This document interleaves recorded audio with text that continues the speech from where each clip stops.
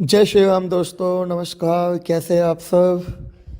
आइए, आज हम अपना एक नया टॉपिक स्टार्ट करने जा रहे हैं बच्चा, जिसका नाम है क्रेडिट क्रिएशन या मनी मल्टीप्लायर। मैं उम्मीद करता हूँ आपको ये मेरी फर्स्ट वीडियो बहुत अच्छे से समझ में आए। अगर आपको वीडियो समझ में आए तो आप चैनल को सब्सक्राइब कर सकते हैं और मुझे कमेंट करके बता सकते हैं कि नेक्स्ट वीडियो आपको कौन से टॉपिक पे चाहिए। तो आइए बच्चों, लेट्स बिगिन। जय श्री राम। देखिए, सबसे पहले बच्चों के दिमाग में एक बात होती है कि क्रेडिट क्रिएशन और मनी मल्टीप्लायर। ट्वेल्थ क्लास में कई टीचर्स हमें ये बात कह देते हैं कि क्रेडिट क्रिएशन और money multiplier both are same concept. लेकिन मैं आपको बता दूं बच्चा, ध्यान रखिएगा, credit creation and money multiplier जो हम बात कर रहे हैं कि ये एक क्रेडिट क्रिएशन, और जो हम बात करेंगे मनी मल्टीप्लायर, कहने को कहा जाता है कि बोथ आर सेम कॉन्सेप्ट, पर नहीं बच्चों। Credit creation and money multiplier both are different concept. Credit creation का मतलब कुछ और है, मनी मल्टीप्लायर का मतलब कुछ और है। अब आपके मन में डाउट आएगा, सर क्या डिफरेंस है दोनों में? तो दोनों में क्या डिफरेंस है ये हमें थोड़े समय बाद पता चलेगा।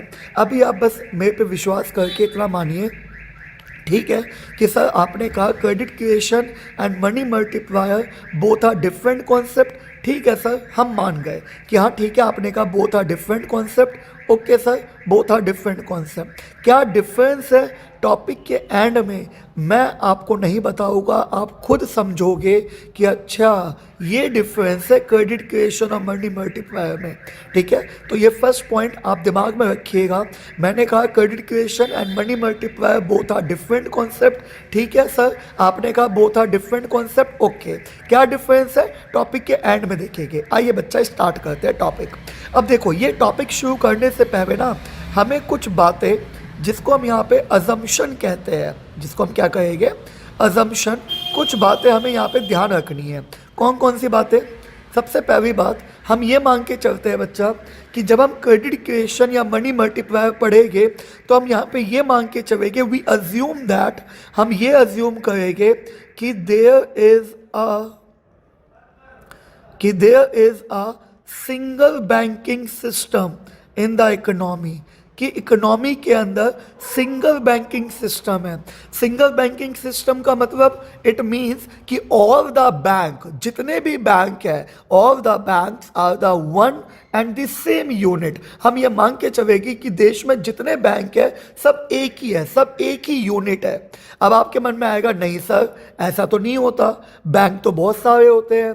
देखिए, मैं जानता हूँ, मुझे पता है कि बहुत सारे बैंक है, जैसे एक HDFC हो गया, पंजाब नेशनल हो गया, बैंक ऑफ बड़ौदा हो गया, ठीक है, और ICICI बैंक हो गया, बहुत सारे बैंक है, कोटक महिंद्रा बैंक हो गया, मैं जानता हूँ बहुत सारे बैंक है। तो बच्चा देखो, इस कॉन्सेप्ट को ना दो तरीके से पढ़ा जाता है। एक होता है सिंगल बैंकिंग सिस्टम और एक पढ़ा जाता है मल्टीपल बैंकिंग सिस्टम। मैं जानता हूँ ये बात, कि मुझे पता है हमारे देश में बहुत सारे बैंक है। ठीक है, तो इस टॉपिक को दो तरीके से पढ़ा जाता है, एक सिंगल बैंकिंग और एक मल्टीपल बैंकिंग। पर मुझे एक चीज़ का जवाब दीजिए, या एक बात बताओ, जो काम पंजाब नेशनल बैंक का है वही काम तो HDFC का भी है, या कुछ डिफरेंस है? भैया, जो काम HDFC करेगा वही काम पंजाब नेशनल भी करेगा, वही काम SBI भी करेगा, वही काम ICICI भी करेगा। तो चाहे आप सिंगल बैंकिंग पढ़ो चाहे मल्टीपल बैंकिंग पढ़ो, दोनों का काम तो सेम ही है। बस पता है फ़र्क क्या पड़ जाता है दोस्त? फ़र्क ये पड़ जाता है, सिंगल बैंकिंग में प्रेजेंटेशन थोड़ी आसान होती है और मल्टीपल बैंकिंग में प्रेजेंटेशन थोड़ी सी कॉम्प्लेक्स होती है। क्यों? क्योंकि वहाँ पे बहुत सारे बैंक इन्वॉल्व हो जाते हैं। हमें HDFC उसका अलग अकाउंट बनाना पड़ेगा, पंजाब नेशनल उसका सेपरेट अकाउंट बनाना पड़ेगा, SBI उसका सेपरेट अकाउंट बनाना पड़ेगा। तो पर्पस दोनों का सेम ही है, चाहे आप सिंगल बैंकिंग पढ़ो चाहे मल्टीपल बैंकिंग पढ़ो। बच्चा, कॉन्सेप्ट में 19-20 का भी अंतर नहीं है। जो कॉन्सेप्ट आपको सिंगल बैंकिंग में समझाऊंगा वही सेम कॉन्सेप्ट आप मल्टीपल बैंकिंग में पढ़ोगे। बस याद रखना अंतर है प्रेजेंटेशन का। तो अभी टेंशन हटाओ, अभी हम अपने 12th क्लास में मान के चलते हैं कि there is a single banking system in the economy. कि सिंगल बैंकिंग मतलब देश में जितने बैंक है सब एक ही बैंक है। थोड़ी मेरा आवाज़ में थोड़ी सी ख़राब हो रही है, गला ख़राब है, थोड़ा सा एडजस्ट करना बच्चा, ठीक है। टॉपिक समझने पे ध्यान देना। तो सबसे पहला मैंने कहा हम यहाँ पे ये अज्यूम करेंगे कि there is a single banking system, मतलब जितने भी बैंक है all the bank are the one and the same unit. याद रखना कॉन्सेप्ट चाहे आप एक बैंक को लेकर पढ़ो चाहे कॉन्सेप्ट आप 10 बैंक को लेकर पढ़ो, बच्चा कंसेप्ट में कोई अंतर नहीं है, अंतर है तो प्रेजेंटेशन का। तो हम यहाँ पे ये अज्यूम करेंगे कि there is a single banking system in the economy, मतलब जितने भी बैंक है सब एक ही है। Done, okay. दूसरी बात बच्चा, हम यहाँ पे ये अज्यूम करेंगे कि जो भी ट्रांजैक्शन होगी, जो भी ट्रांजैक्शन मतलब जो भी रिसिप्ट्स होगी, जो भी पेमेंट होगी, जो भी ट्रांजैक्शंस होगी, सारी ट्रांजैक्शन किसके माध्यम से होगी, किसके मीडियम से होगी, चेक के माध्यम से। यहाँ पे कैश की कोई भूमिका नहीं है। हम सेकंड पॉइंट यहाँ पे मान के चलेंगे कि ऑल ट्रांजैक्शंस, कि जितनी भी ट्रांजैक्शंस होगी all transaction take place through cheque, मतलब किसी को पेमेंट देनी है या कहीं से पेमेंट रिसीव होगी तो जो भी ट्रांजैक्शंस है वो चेक के माध्यम से है, ठीक है। Done, okay. तीसरी बात बड़ी इंपॉर्टेंट बात है कि हमें पता है बच्चा कि जो बैंक होता है ना, bank never provide loan in the form of cash. कि जो बैंक है, बैंक कभी भी, bank never provide loan, bank never provide loan in the form of cash. In the form of cash मतलब कि ऐसा नहीं है कि अगर आप बैंक में गए, फॉर एग्जांपल आप बैंक में गए और आपने बैंक को कहा, मानो बैंक के मैनेजर आपके पापा है, ठीक है, आपके पापा बैंक के मैनेजर है, आप बैंक में गए, आपने कहा पापा मतलब बैंक के मैनेजर को, पापा मुझे आप ना 50,000 का लोन दे दीजिए, 50,000 का। तो आप याद रखना ऐसा नहीं है कि बैंक के मैनेजर आपके पापा है तो पापा ने 50,000 रुपये उठाए और आपके हाथ में थमा दिए कि जा बेटा एंजॉय कर, जीवे अपनी ज़िंदगी, जा बेटा जा। ऐसा नहीं है बेटा जी। Bank never provide loan in the form of cash. Bank कभी भी कैश में लोन प्रोवाइड नहीं करता। इंस्टेड ऑफ, उसके बजाय दे ओपन एन अकाउंट, वो अकाउंट ओपन करवाएगा, ओपन एन अकाउंट। बच्चा अकाउंट ओपन करवाएगा आपके नाम का, और जो भी लोन अमाउंट होगा, loan amount will be deposit in your bank account. याद रखना bank never provide loan in the form of cash, कि जो बैंक है वो कभी भी कैश में लोन प्रोवाइड नहीं करेगा। दे open an account in the name of borrower. जैसे आप उधार लेने गए, आप बैंक में गए लोन लेने, तो बैंक आपसे पूछेगा जी आपका अकाउंट है इस बैंक में, आप कहोगे यस मेरा अकाउंट है। अगर अकाउंट है तो कोई दिक्कत नहीं, बट अगर आपका अकाउंट नहीं है तो बैंक कहेगा पहले अकाउंट ओपन करवाओ। आप अकाउंट ओपन करवाओगे और जो भी लोन अमाउंट होगा, loan amount will be deposit in your bank account. तो याद रखिएगा तीसरी बात, bank never provide loan in the form of cash. Bank कभी भी कैश में लोन नहीं देता, अकाउंट ओपन करवाएगा और जो भी लोन अमाउंट होगा it will be deposit in your bank account, it will be deposit in your bank account. और चौथी बात में यही से कनेक्टेड है कि जो मैंने कहा ना कि bank never provide loan in the form of cash, account open करवाएगा और जो लोन अमाउंट है it will be deposit in your bank account, आपके अकाउंट में जमा करेगा, ठीक है जी। अब बच्चा यहाँ पे ना दो तरीके के डिपॉजिट होते हैं, ये भी समझना बड़ी इंपॉर्टेंट बात है। एक होता है बच्चा प्राइमरी डिपॉजिट और दोस्त एक होता है सेकेंडरी डिपॉजिट।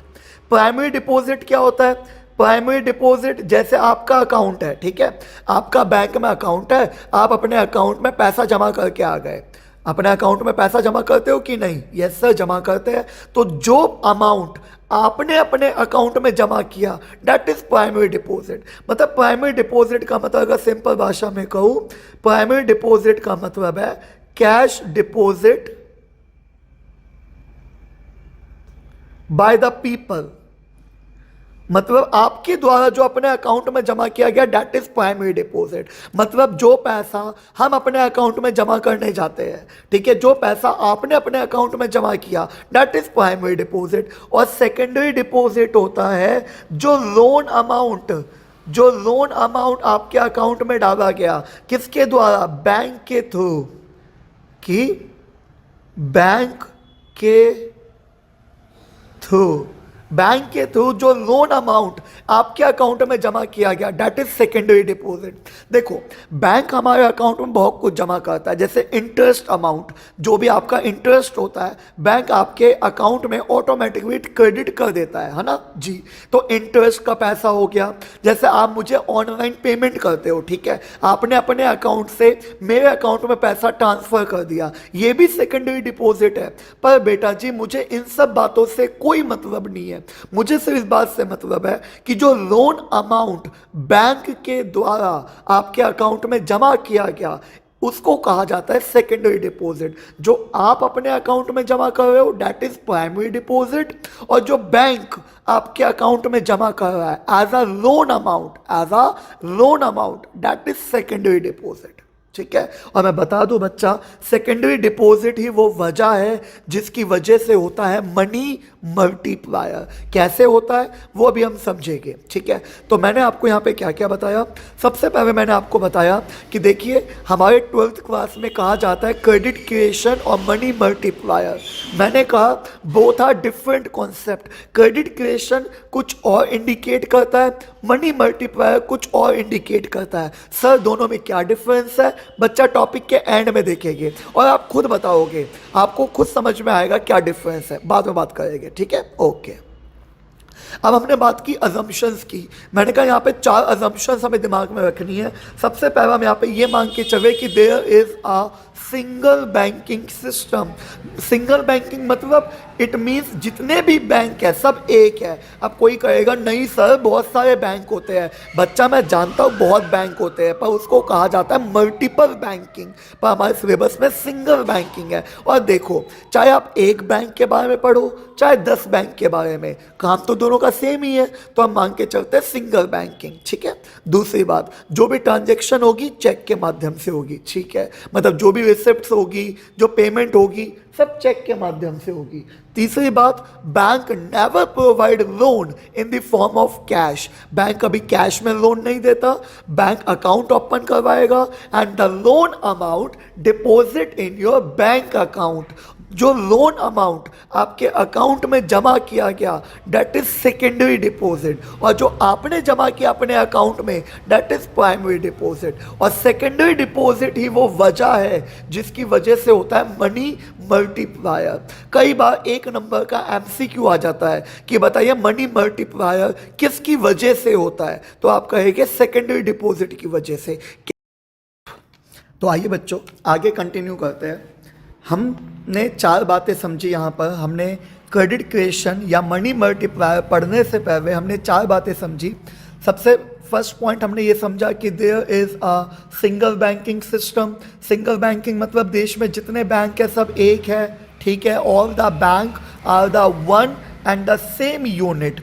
सेकेंड पॉइंट कि जो भी ट्रांजेक्शन्स होगी सब चेक के माध्यम से होगी। Third point, bank never provide loan in the form of cash. ये सबसे इंपॉर्टेंट पॉइंट है बच्चों। Bank never provide loan in the form of cash, they open an account, account open करवाएगा और जो भी लोन अमाउंट होगा, the loan amount will be deposit in your bank account, ठीक है। और जो loan amount deposit in your bank account, that is known as secondary deposit, और जो आप अपने अकाउंट में जमा करते हैं that is known as primary deposit. आइए बच्चे स्टार्ट करते हैं कॉन्सेप्ट।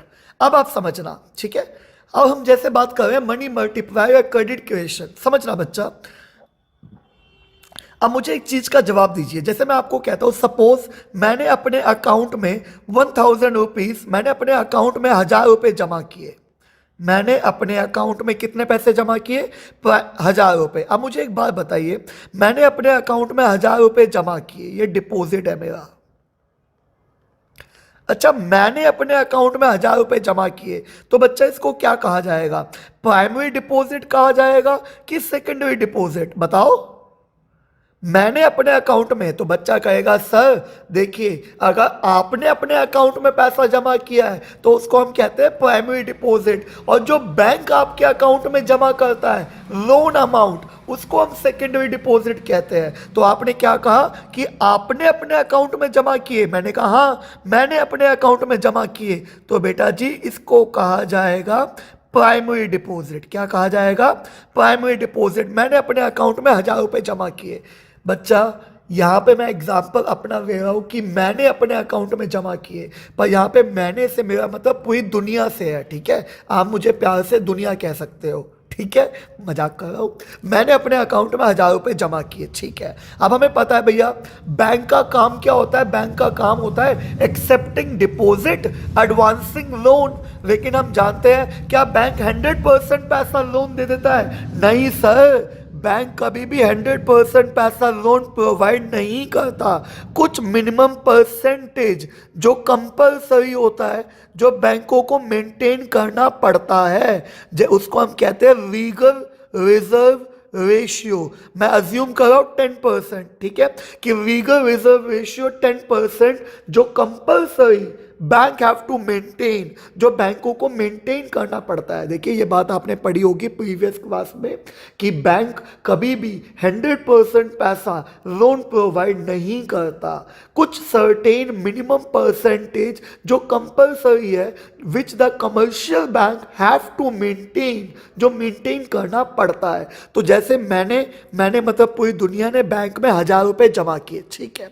1,000 रुपये का 10% compulsory bank have to maintain, तो 1,000 का 10% कितना हो गया बच्चा? 100 रुपीज, जो कंपलसरी है बैंक हैव टू मेंटेन। अब बचा क्या? अब बैंक का काम तो क्या? Accepting deposit, advancing loan. तो बैंक के पास 1,000 रुपये आए थे, 10% compulsory bank have to maintain, तो 10% बचाया मतलब 100 रुपीज। अब 900 वो क्या करेगा? 900 रुपये। बताओ क्या करेगा? सर लोन प्रोवाइड कर देगा, कैश में प्रोवाइड करेगा। जो 900 रुपये वो लोन देगा कैश में देगा? बताओ बताओ, कैश में देगा? नहीं सर, आपने हमें थर्ड पॉइंट पढ़ाया तो था कि bank never provide loan in the form of cash, they open an account and the loan amount will deposit in the bank account. तो जो ये 900 रुपये लोन देगा क्या कैश में देगा? नहीं सर, ये दूसरे बंदों के अकाउंट में जमा करेगा। अब ये पैसा दोबारा बैंक के पास आ गया, इसको हम क्या कहेंगे? Secondary deposit. क्यों? क्योंकि ये 900 रुपये बैंक के द्वारा अकाउंट में जमा किए गए हैं। अच्छा, ये जो 900 रुपये लोन दिया है, क्या ये एक इंडिविजुअल को दिया है, एक व्यक्ति को दिया है? नहीं सर, एक व्यक्ति को नहीं दिया, पूरी दुनिया को टोटल 900 रुपये का लोन दिया। कैश में दिया? नहीं, दूसरे अकाउंट में जमा किया। तो ये 900 रुपये, ये 900 रुपये बेटा जी, ये 900 रुपये बैंक के द्वारा जमा किए गए हैं दूसरे अकाउंट में, तो इसको कहा जाएगा सेकेंडरी डिपॉजिट। अब वही बात हो गई बच्चों कि जैसे होता नहीं है, एक जेब से पैसा विड्रॉ किया, दूसरी जेब में पैसा डिपॉजिट किया, पर पैसा रहा तो आपके पास ही। एक जेब से पैसा विड्रॉ किया, दूसरी जेब में डिपॉजिट किया, पैसा रहा तो आपके पास ही। क्या कहना चाहते हो सर? अरे कहना ये चाहता हूँ, सिंगल बैंकिंग पढ़ रहे हो आप, एक ही बैंक है, मतलब एक अकाउंट से निकाला और दूसरे अकाउंट में जमा कर दिया। अब समझना, जैसे बेटा जी ये 1,000 रुपये अकाउंट में आए थे तो बैंक ने 1,000 का 10% काटा, वैसे ही ये 900 रुपये दूसरे करोड़ों अकाउंट में जमा किए गए हैं। जैसे ये 1,000 रुपये अकाउंट में आए थे तो बैंक ने 10% काटा, वैसे ये 900 रुपये भी तो दूसरे करोड़ों अकाउंट में जमा किए गए हैं बैंक के द्वारा। इससे फर्क नहीं पड़ता बैंक के द्वारा जमा किया जाए किसी के भी द्वारा। भैया जैसे 1,000 रुपये अकाउंट में आए तो बैंक ने 10% काटा, वैसे ये 900 रुपये दूसरे करोड़ों अकाउंट में जमा किए गए बैंक के द्वारा। तो पैसा तो बैंक के पास आया ना, तो बैंक इसका भी 10% काटेगा, 90 रुपीज़ काटेगा और बचा कितना 810। ये क्या करेगा, लोन दे देगा, कैश में देगा? नहीं सर, आपने बताया तो था कि bank never provide loan in the form of cash. Account open करवाता है और जो भी लोन अमाउंट होता है it will be deposit in the bank account. तो ये जो 810 रुपये वो लोन देगा एक व्यक्ति को देगा? नहीं भैया, बहुत सारे व्यक्ति को। और ये भी क्या होगा, इसको भी क्या कहा जाएगा, सेकेंडरी डिपॉजिट। अब आप समझना, जैसे ये 1,000 रुपये अकाउंट में आए 10% काटा, वैसे 900 रुपये दूसरे करोड़ों अकाउंट में बैंक के द्वारा जमा किए गए हैं तो बैंक इसका भी 10% काटेगा। वैसे ये 810 रुपये और दूसरे करोड़ों अकाउंट में, और दूसरे करोड़ों अकाउंट में जमा किए गए तो बैंक इसका भी 10% काटेगा और बाकी क्या दे देगा, लोन दे देगा, कैश में नहीं। तो बेटा इसी तरीके से ये प्रोसेस क्या रहता है, कंटिन्यू रहता है। इसी तरीके से ये प्रोसेस क्या रहता है, कंटिन्यू। तो बच्चा कहता है सर समझ में तो सब आ रहा है पर ना एक बात हजम नहीं हो रही। मैं पूछता हूँ कौन सी बात हजम नहीं हो रही? तो बच्चा कहता है भैया देखो, जैसे हमने, आपने कहा मैंने अकाउंट में जमा किए 1,000 रुपये, मैंने मतलब दुनिया ने, ठीक है सर, टोटल बैंक पे 1,000 रुपये जमा हुए तो बैंक ने 10% काटा। आपने बताया कंपलसरी परसेंटेज है which the bank have to maintain, जो मेंटेन करना पड़ता है, ठीक है। 1,000 का 10% काटा और 900 रुपये लोन दे दिया। अब भैया मैंने कहा 900 रुपये दूसरे करोड़ों अकाउंट में जमा किए गए तो बैंक ने इसका भी 10% काटा, ऐसे ही दोबारा 10%। अब बच्चा परेशान है कि सर बैंक हमारा कितनी बार काट रहा है। भैया सर बैंक हमारा बार बार काट रहा है, और क्या आपने जीवन में कितनी बार कटवाया आपको पता चला बेटा? नहीं पता चला ना, तो यहां भी आपको पता नहीं चलेगा।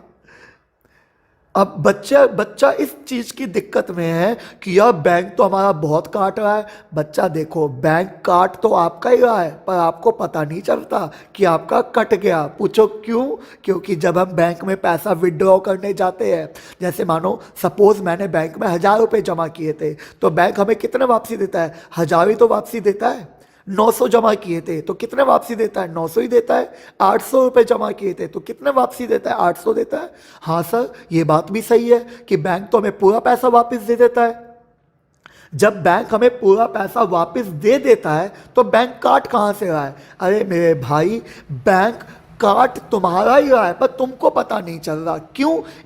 एक बंदे का अकाउंट थोड़ी है दोस्त, करोड़ों बंदों का अकाउंट है। एक्स के अकाउंट से निकाला, वाई को दे दिया, वाई के अकाउंट से निकाला, जेड को दे दिया, जेड के अकाउंट से निकाला, पी को दे दिया, पी के अकाउंट से विड्रॉ किया, क्यू को दे दिया, क्यू के अकाउंट से विड्रॉ किया, टी को दे दिया। तो एक बंदे का अकाउंट थोड़ी है, करोड़ों बंदों का अकाउंट है। एक से निकाला दूसरे को दे दिया, एक से निकाला दूसरे को दे दिया, एक से निकाला दूसरे को दे दिया। कटेगा तो बैंक का अगर सारे बंदे एक साथ पहुंच गए। पर वही बात है ना, बैंक हैव द एक्सपेक्टेशन, बैंकों को पता है कि सारे बंदे एक ही टाइम पे विड्रॉ नहीं करते। तो बैंक काट आपका ही रहा है, कट आपका ही रहा है पर आपको पता नहीं चलता क्योंकि बैंक एक अकाउंट से निकालता है दूसरे को दे देता है, फिर एक से निकाला दूसरे को दे दिया, फिर एक से निकाला दूसरे को दे दिया। पर इसका मतलब ये नहीं कि अब तुम बैंक में पहुंचो पैसा विड्रॉ करने और तुम बैंक से कहने लग जाओ हाँ भाई हाँ किसका काट रहा है। तो बैंक कहेगा जाना, तुझे क्या मतलब है, तुझे अपना पूरा पैसा मिल रहा है, जा यहाँ से। आई बात समझ में? तो काट बैंक आपका ही रहा है पर आपको पता नहीं चलता क्योंकि आपको अपना पूरा पैसा मिल जाता है। ठीक है, ओके। तो ये डाउट तो क्लियर हो गया। दूसरा डाउट बच्चे के मन में आता है, कहता है सर एक बात बताओ, जैसे ये 1,000 रुपये हमने जमा किए, ये 1,000 रुपये जमा किए, ठीक है, 10% कंपल्सरी काटा, ठीक है, 900 रुपये लोन दे दिया, ठीक है, कैश में नहीं दिया, दूसरे करोड़ों अकाउंट में जमा किया गया। ये जो 900 रुपये लोन दिया गया है ये कैश में नहीं दिया गया, ये दूसरे करोड़ों अकाउंट में जमा किया। मैंने कहा हाँ।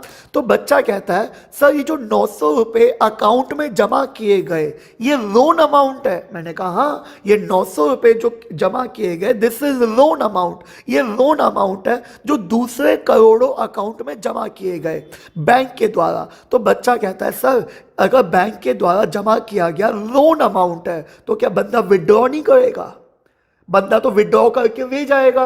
अरे मेरे भाई, मैंने तुम्हें क्या कहा था कि जो भी ट्रांजैक्शन होगी वो किसके माध्यम से होगी? चेक के माध्यम से। तो बंदा विड्रॉ नहीं करेगा, उसको जिसको भी पेमेंट करनी होगी, सपोज मुझे आपको पेमेंट करनी है तो मैं आपको पेमेंट कैश में नहीं दूंगा, मैं आपके नाम का चेक काटूंगा कि जी ये पकड़ो चेक। अब मैं आपको चेक काट के दे दिया तो आप भी तो किसके पास जाओगे? बैंक के पास जाओगे वो चेक, और वो भी जो भी पैसा होगा वो आपके अकाउंट में जमा किया जाएगा, तो पैसा दोबारा बैंक के पास ही तो आया। बच्चा कहता है हाँ अब समझ में आया सर। आया बच्चा समझ में? तो दोबारा पैसा आपके पास ही तो आया, आपके अकाउंट में, तो बैंक अब काटेगा। तो इसी तरीके से प्रोसेस कंटिन्यू रहता है बच्चा, कि ऐसे 900 रुपये फिर 810। तभी तो मैंने कहा था सेकेंडरी डिपॉजिट ही वो वजह है पैसों से पैसा बनाना। समझ रहे हो ना? ठीक है। अब बच्चा कहता है ठीक है सर समझ में तो सब आ गया, पर एक बात बताओ इस तरीके से तो ये प्रोसेस कंटिन्यू रहेगा, ये ख़त्म कब होगा? देखो बच्चा, अगर मैं आपको बताऊँ ये टोटल क्रेडिट कितना क्रिएट होगा, अगर मैं टोटल क्रेडिट बताऊँ आपको, ध्यान से सुनना। देखो वैसे तो इसको करने का एक फॉर्मूला होता है, ठीक है? फॉर्मूला कुछ नहीं है, लॉजिक है, मैं आपको भी बताता हूँ कि total credit creation denoted by के, और कहा जाता है 1/LRR, ठीक है? 1/LRR मतलब ये हो गया 1/10%। अब 1/10% का मतलब क्या है? 10/100। अब ये रेसिप्रोकल हो जाएगा तो कुल मिला के कितना आएगा बच्चा? 10 टाइम्स। मतलब कितने टाइम्स मनी मल्टीपल होगा? 10 टाइम्स मल्टीपल होगा। मतलब बैंक में आए कितने थे? 1000, पर वो 1000 का 10 टाइम्स हमने कर दिया तो कितना हो गया? 10,000। 100 का 10 टाइम्स कर दिया तो कितना हो गया? 1000। 900 का 10 टाइम्स कर दिया तो कितना हो गया? 9000। मतलब दिस प्रोसेस विल कंटिन्यू, ये प्रोसेस तब तक कंटिन्यू रहेगा जब तक इनिशियल डिपॉजिट 10 टाइम्स ना हो जाए, ठीक है? ये तो हो गया बच्चा फॉर्मूले के सेंस में। बच्चा कहता है सर ये तो फॉर्मूला हो गया, समझ नहीं आया, मैं आपको अपने तरीके से समझाता हूँ, आ जाओ मेरे साथ। अब बच्चा कहता है ठीक है सर ये बताओ ये ख़त्म कब होगा? एक बात बताओ, ये प्रोसेस कंटिन्यू क्यों है? बच्चा ये प्रोसेस कंटिन्यू तब तक रहेगा, ध्यान से समझना, ये प्रोसेस कंटिन्यू तब तक रहेगा जब तक बैंकों के पास लोन देने की कैपेसिटी है। भाई अगर लोन देने की कैपेसिटी अवेलेबल है, जैसे 1000 रुपये आए, 100 रुपये बचाए, 900 थे मेरे पास तो मैंने 900 रुपये लोन दे दिया, ऐसे 90 बचाए तो 810 थे तो लोन दे दिया। ये प्रोसेस कंटिन्यू तब तक रहेगा जब तक बैंकों के पास एक्सेस कैपेसिटी मतलब लोन देने की कैपेसिटी अवेलेबल है, तब तक ये प्रोसेस कंटिन्यू रहेगा। तो ये प्रोसेस एंड कब होगा? भैया दिस प्रोसेस विल कंटिन्यू, मैं यहाँ पे लिख देता हूँ आपको समझाने के लिए कि दिस प्रोसेस विल एंड, ये प्रोसेस एंड तब होगा, this process will and when the excess capacity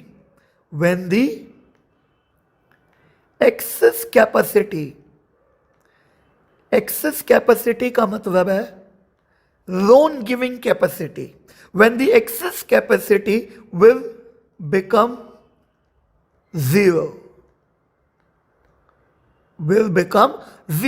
जब बैंकों की लोन देने की कैपेसिटी जीरो हो जाए, मतलब जब ये जीरो हो जाए, अगर ये जीरो हो जाएगा कि जो 900 दिख रहा है अगर ये जीरो हो जाए तो भैया बैंक लोन दे ही नहीं पाएगा, ये प्रोसेस एंड हो जाएगा कि this process will and when the access capacity मतलब लोन विल बिकम जीरो। अब सोचो ये जीरो कब होगा? दिमाग चलाओ बच्चा।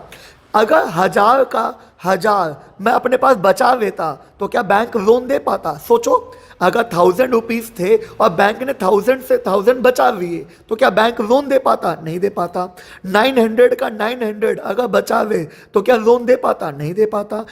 810 का 810 अगर वो बचा लेता तो क्या लोन दे पाता? नहीं दे पाता। कहना क्या चाहते हो? 1000 का 1000, 900 का 900, 810 का 810, मतलब अगर बैंक 100% बचा लेता, अगर बैंक 100% बचा लेता तो क्या लोन दे पाता? नहीं दे पाता। मतलब ये प्रोसेस एंड वहाँ होगा जहाँ बैंक 100% बचावे, जहाँ बैंक 100% बचावे। 1000 का 1000, 900 का 900, 810 का 810, जब 100% बचावे तो दिस प्रोसेस विल एंड, ये प्रोसेस एंड हो जाएगा। जी भैया, लेकिन आप सोचो 100% बचावे, बैंक ने मुझे कहा है 10% करके बचाना है। अब 10% लीगल रिजर्व रेशियो तो 10% है ना, और मुझे 100% बचाना है।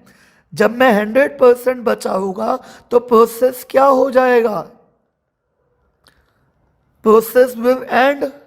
अगर मैं 100% बचाऊं तो प्रोसेस विल एंड, तो लेकिन मुझे 10% करके बचाना है। तो अगर 10%, 10%, 10%, अगर 10 करके सोचो, 10 करके 100 बचाना है तो कितनी बार में बचेगा? 10 टाइम्स। समझ रहे हो ना कि अगर मेरा LRR 10% है, 10% है, तो 10 करके अगर आपको बचाना है तो 10 करके 100% कितनी बार में बचेगा? 100% बचाना है, 10 करके 100 कितनी बार में बचेगा? भैया 10 बार में 10 टाइम्स। अगर आपको 5% करके बचाना होता तो 5 करके 100 कितनी बार में बचता? भैया 20 टाइम्स। अगर आपको 12.5% करके बचाना होता तो कितनी बार में? 8 टाइम्स। अगर आपको 20% करके बचाना होता तो भैया 5 टाइम्स। अगर 25% करके बचाना होता तो भैया 4 टाइम्स। अगर 50% करके बचाना होता तो भैया 2 टाइम्स। आप समझ रहे हो? ऐसे ही समझ में आ रहा है कि मेरा, आप सोचो ना, मुझे पता है ये प्रोसेस एंड, देखो 100 का 100 एक बार में नहीं बचाना। अगर 100 का 100 बचा ही लोगे तो बैंक लोन कैसे देगा, और लोन नहीं देगा तो बैंक कमाएगा कैसे? तो 100 का 100 एक बार में नहीं बचाना, लेकिन अपने मन में कॉन्सेप्ट रखो कि भाई ये प्रोसेस, और देखो इधर, ये प्रोसेस एंड तब होगा जब जितना आया, 1000 आया था और 1000 का 1000, 1000 का 1000 मैंने बचा लिया, लेकिन ये 1000 का 1000 कितनी बार में बचा? 10 टाइम्स में। अब परसेंटेज देखो ना भाई, मुझे पता है ये प्रोसेस एंड वहां होता है जहां मैं 100% बचाऊं। तो अगर 5% करके 100% बचाना है तो कितने टाइम्स में? 20 टाइम्स में।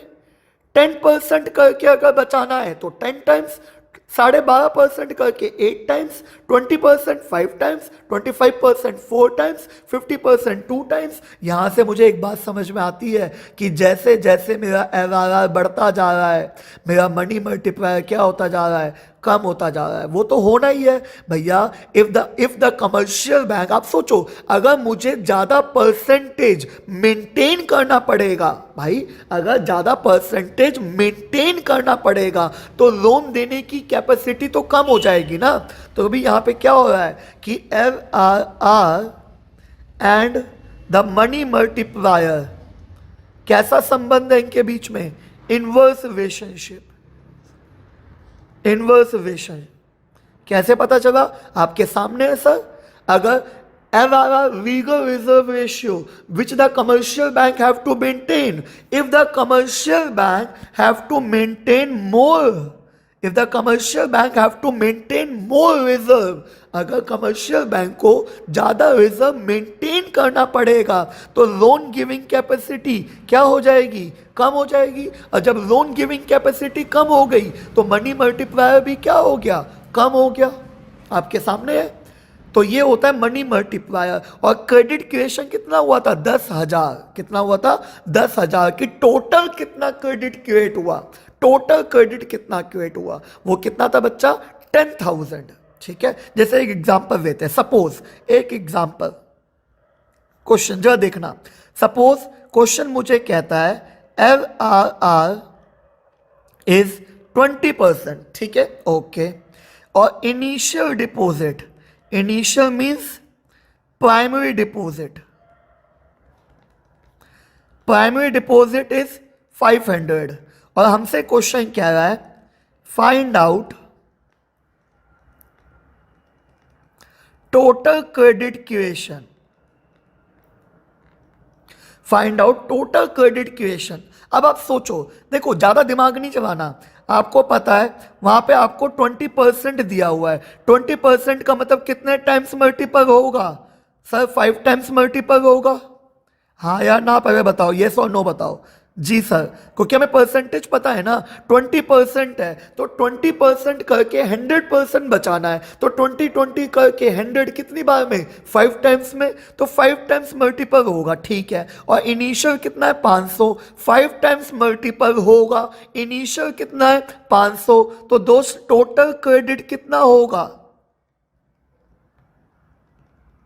इनिशियल 500 है, 5 टाइम्स मल्टीपल हो गया, तो टोटल क्रेडिट क्रिएशन कितना हो गया? 2500। सबको समझ में आता है? जी सर। अब आप खुद सोचो, क्रेडिट क्रिएशन और मनी मल्टीप्लायर सेम कैसे हुए? आप समझो, क्रेडिट क्रिएशन मुझे पता है क्या बता रहा है, ये बता रहा है how much total credit is created, तो how much total credit is created, कि टोटल कितना क्रेडिट क्रिएट हुआ, how much total credit is created.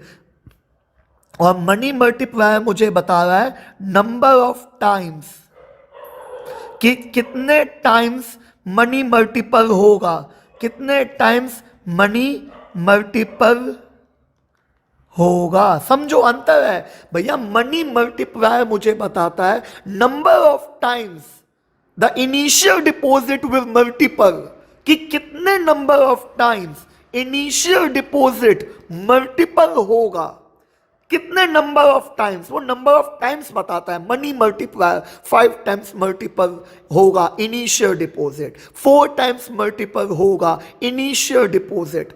तो money multiplier number of times बताता है कि कितने टाइम्स मनी मल्टीपल होगा, और टोटल क्रेडिट क्रिएशन मुझे हाउ मच बताता है कि how much total credit is created. आप खुद सोचो ना, अगर money multiplier credit creation same होता तो फॉर्मूला सेम नहीं होता। ये मनी मल्टीप्लायर का फॉर्मूला है दोस्त, और ये टोटल क्रेडिट क्रिएशन का फॉर्मूला है, क्रेडिट क्रिएशन का, ये इनिशियल इनटू के, ये क्रेडिट क्रिएशन का फॉर्मूला है, और ये मनी मल्टीप्लायर का है। तो आप सोचो दोनों में डिफरेंस है कि नहीं है? मैंने आपको स्टार्टिंग में कहा था बोथ आर डिफरेंट कॉन्सेप्ट, छोटा सा डिफरेंस पर है। मनी मल्टीप्लायर मुझे बताता है number of times money multiple, कितने number of times money multiple हुआ, और वो मुझे कैसे पता चलता है? सर जी परसेंटेज बताओ, आप परसेंटेज बताओ, पता चल जाएगा। 5 टाइम्स है, 20 टाइम्स मल्टीपल होगा। कौन मल्टीपल होगा? Initial deposit. 10 टाइम्स है तो 10 टाइम्स मल्टीपल होगा इनिशियल डिपॉजिट। 12.5% है तो 8 टाइम्स मल्टीपल होगा इनिशियल डिपॉजिट। 20% है 5 टाइम्स मल्टीपल होगा इनिशियल डिपॉजिट। तो मनी मल्टीप्लायर मुझे नंबर ऑफ टाइम्स बताता है, और क्रेडिट क्रिएशन मुझे हाउ मच बताता है कि how much total credit is created.